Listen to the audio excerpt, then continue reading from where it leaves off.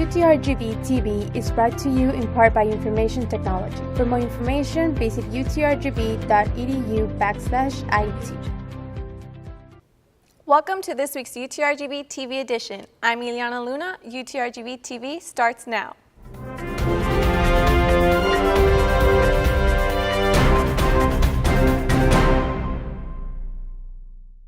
Protesters took to the streets in Bronzeville to voice concerns over the presidential election. Our reporter Sarah Garcia has the details. My president! Not my president! Not my president! We hope that he hears our message and improves his mindset. An anti-Trump protest erupted downtown at Brownsville, Texas.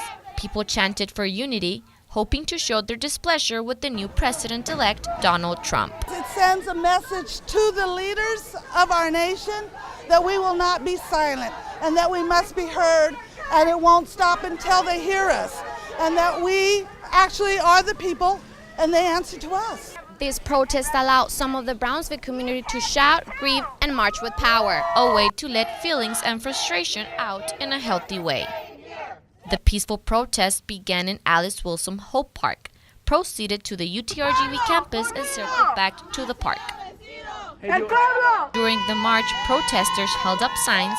Local residents cheered on the marchers, while drivers honked and gave thumbs up. Approximately 45 people march along the border. With future protests planned, this is not the end. In Bronzeville, Sarah Garcia, UTRGV-TV.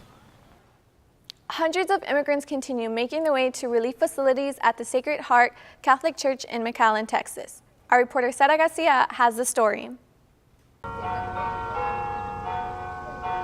The number of immigrants going through the relief center at Sacred Heart Church is once again on the rise. They help hundreds of immigrants who cross the border illegally. Volunteers and donations are desperately needed. Volunteers are needed desperately because we do have a lot of people that come to volunteer, but we're there from 8 in the morning until 8 in the evening, and it's a lot of work and a lot of families that need our help. Donations such as toys, baby food, clothing, and even shoes are what's making a better day in the life of an immigrant. The goal of this charity is to restore human dignity. Immigrant families were coming from a harsh journey. Therefore, the community got together to reach out to them in making them feel welcome and better. When we reach out to help someone in need, it is the most natural and right thing to do, because we realize when we see them that they're part of the human race, they're part of who we are, and they need our help. This noble charity will continue to help those in need and those in search of the American dream. In McAllen, Sarah Garcia, UTRGV-TV. In the spirit of the holidays, it is always good to give back to the community, and donating to the Goodwill does just that. With Thanksgiving and Christmas nearing around the corner, it is always good to give back and help someone in need. A company that does not only provide material things, but helps individuals get back on their feet. The people that we serve at Goodwill are often the folks who have had trouble finding employment on their own. Some of them are learning to work for the first time. Some of them are learning how to reintegrate back into the workforce. Specifically here in South Texas, the Goodwill has helped 7,302 people. You can help increase that number by donating to any of the 16 donation stations we have in South Texas. And if needing to find help in employment, you can visit any of the 3 learning centers in Edinburgh, McAllen, and Harlingen. Help give back to the community by donating your old clothes, books, and more. UTRGV is teaming up with the food bank to help students get through the winter. You pick whatever clothes or coat that fits. You can put it on, take it. We don't ask anything about it. This is free for everybody as long as you're enrolled. And again, this is just a support that the university provides those individuals that may be in need. You can donate a coat at the U Center. The coat drive will end December 2nd. Remember, by donating a coat, you're warming a heart. If you were looking for other ways to release stress, the Counseling Center provided students with the tools to do so. Moving to the sway of the brush, the Union lobby was flooded by colors and students who were in line to have their chance to participate in this event. So we're hoping that it sort of lets the students vent and cope with their negative emotions, stress, anxiety in a way that's positive and healthy, other than using more negative coping skills like alcohol or substances or risky behaviors. So this allows them an opportunity to sort of get everything in that's sort of negative in any way out onto the canvas. The Counseling Center gave small prizes from stress balls to headphones for students to use whenever they need to distress. Here's Daniel Galvan with the latest in UTRGV athletics. Get right into UTRGV action. Boy, this is real tight because there was a lot of it, from soccer to golf to cross country. But first, let's start off with the favorite sport of Tom Hanks, volleyball. Now, the team had 3 games this week, and the first one was on Tuesday. They were on the road. They beat Incarnate Word in 5 exciting sets, and then the team played at home on Thursday, and they suffered their first home loss of the season to CSU Bakersfield. It was a tough one, but I did want to show you one point from that game because I think that point kind of exemplifies why this team is so great. So here, CSU is up 2-1. They only need one more win, one more point to win, but instead of falling back, UTRGV fought and scrapped to get this point and a point after. And in sports, you're going to win and lose. But the difference kind of between a great team and a not-so-great team is the culture of the squad. And I think this point kind of shows the spirit this team has. And then guess what?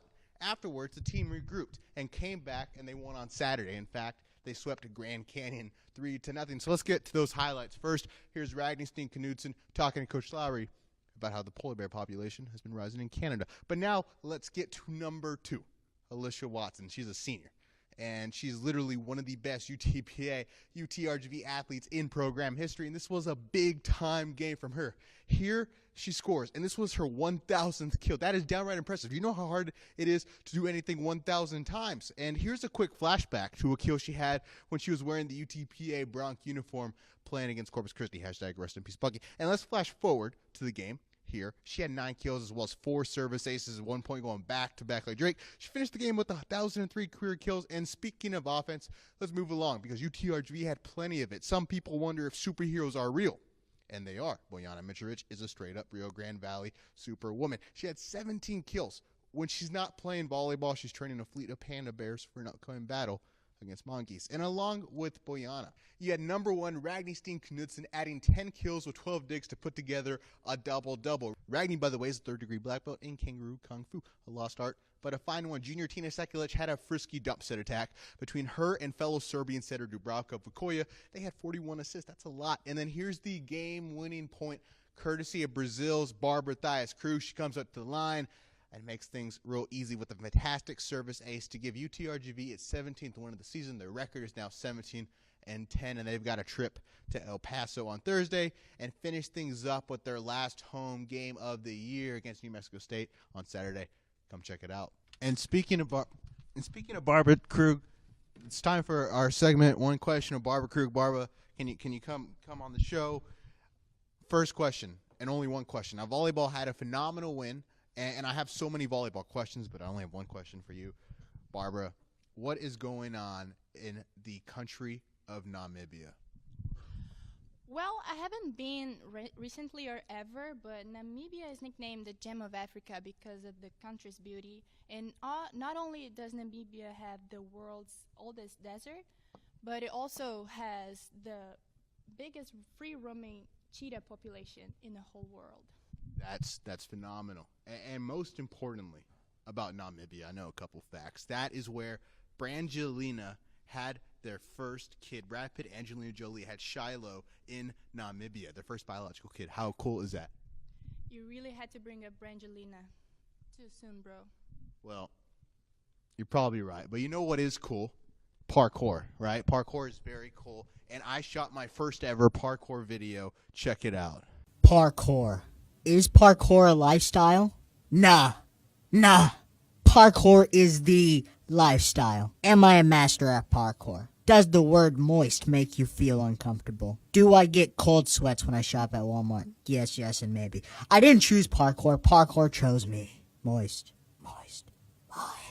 All right, now on to men's soccer.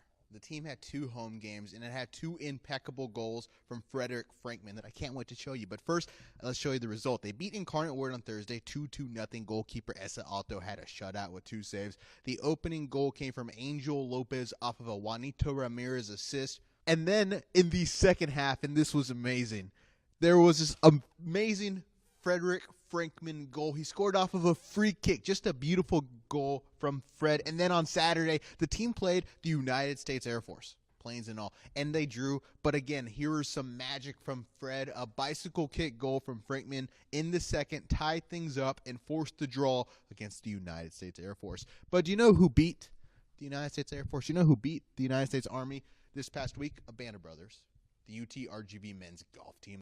They are like the Beatles plus Flea from Red Hot Chili Peppers. The team competed in the Prices Give 'em Up 5 Invitational in El Paso. I think I got that wrong, but who cares? They placed 5th among 11 teams. They beat Air Force, Army, and Texas State. Pedro La Madrid and Ali Kazanbike each finished among the top 20 individuals in the tourney, finishing 15th and 17th respectively. Pedro had a phenomenal third round with a score of 68. That was 4 under par. That's really good. And then lastly, the cross-country teams. They run a lot. They competed at the WAC Championship in Seattle. Russell Wilson was there, so was here. The women's team finished 4th.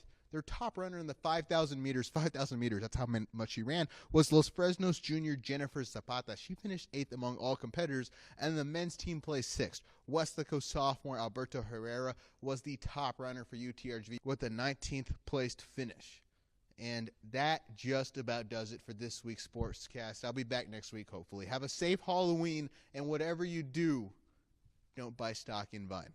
Buy tree stock. Reporting for UTRGV-TV, I'm Daniel Galvan. That's all we have for you today. But remember, if you have a story you would like for us to know, you can contact us through our social media on Facebook and Twitter, or email us at utrgvtv@gmail.com.